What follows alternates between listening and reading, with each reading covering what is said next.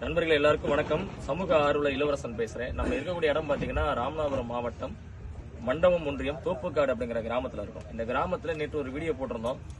அம்மாவை இழந்து நிற்கக்கூடிய பொண்ணும் பையனும் இவங்களுக்கு இறுதி சடங்கு செய்ய கூட வழி இல்லை அப்படின்னு சொல்லிட்டு நம்மகிட்ட வீடியோ பதிவு பண்ணி நம்மகிட்ட ஹெல்ப் கேட்டிருந்தாங்க.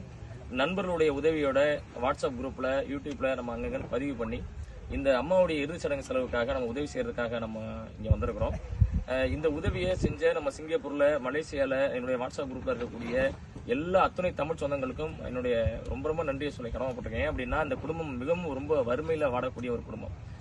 அதனால இந்த சகோதரர்கள் நம்மகிட்ட வந்துட்டு ஹெல்ப் கேட்டிருந்தாங்க. இந்த அம்மாவுடைய இறுதி சடங்கு செலவுக்காக நீங்க எல்லாரும் கொடுத்த தொகை 35,500 ரூபாய் தொகை வந்துட்டு சகோதரி கையில நம்ம ஒப்படைக்கிறோம்.